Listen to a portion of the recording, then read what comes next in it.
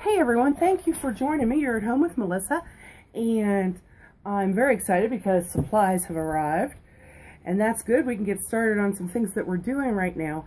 I've been out of commission for a while, so we have a lot to cover.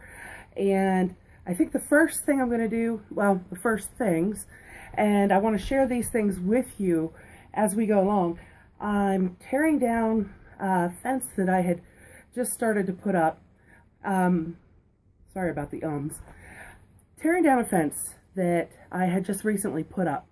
And the reason I'm doing that outdoors is it pertains to a video you may have already seen where I was talking about changes to the outdoors here at my house. Well, I don't feel I need the fence, and it was a wire mesh fence.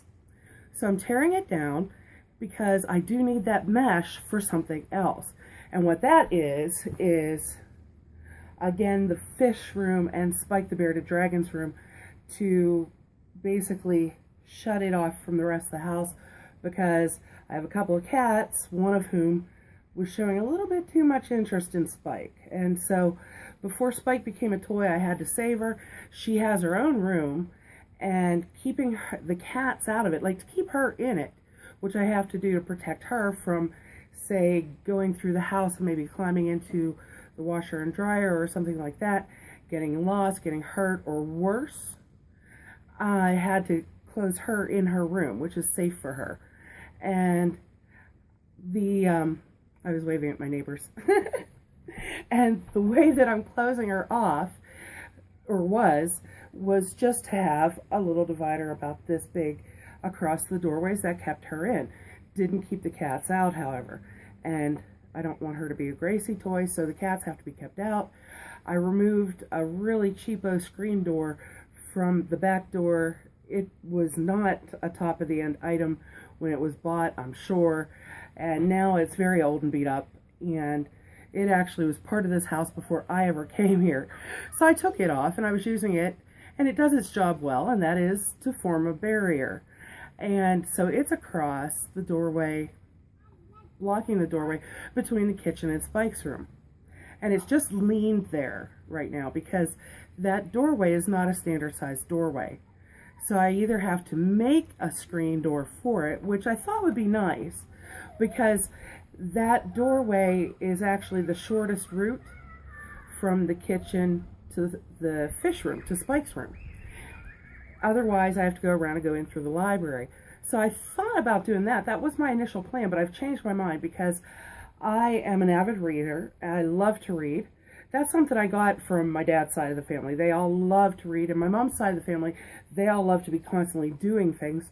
And I got both of those traits. And they're kind of at odds with each other sometimes, but can't help that. My mother loves to collect cookbooks. She is a wonderful cook.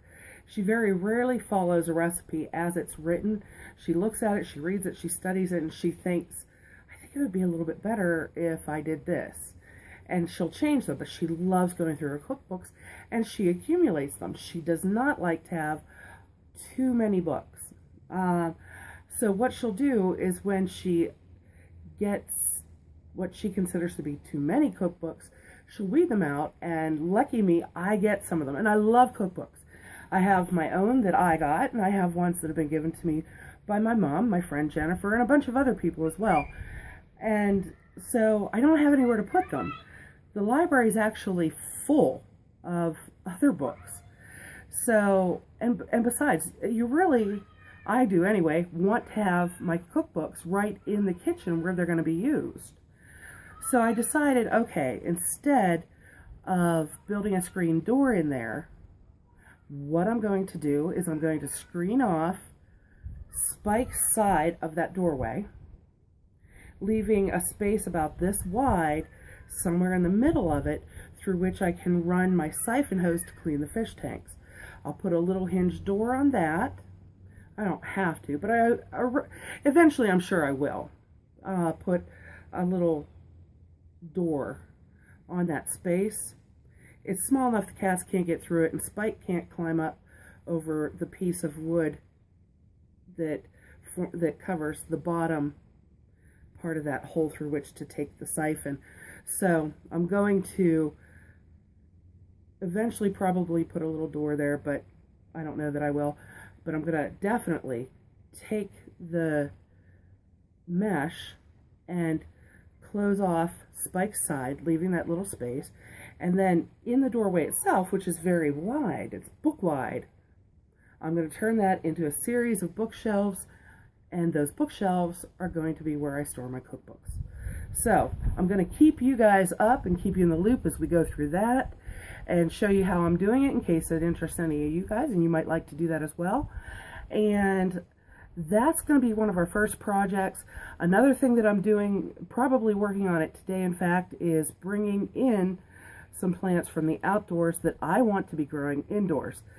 And so I'll be also telling you how to do that safely without bringing things you don't want into your house, and basically how to go about it in a way that you can do it for free. I'm also going to go over all the different methods that I use for growing these things.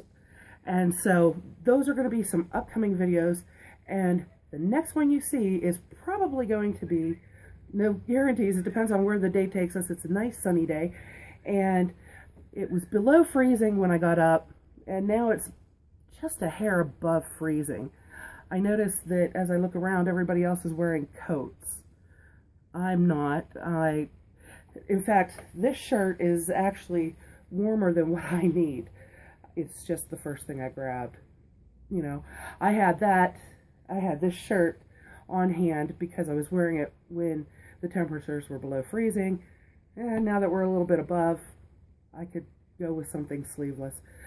Yeah, I know, crazy, but look at people who live in cold climates, especially chubby people who live in cold climates, and a day that's just a little above freezing might be considered warm to them, and that's kind of how I am as well. So I'm fine, and I'm going to be working on some things indoors, some things outdoors, and depending on where this beautiful day takes us, will determine on which project is the next one that you see.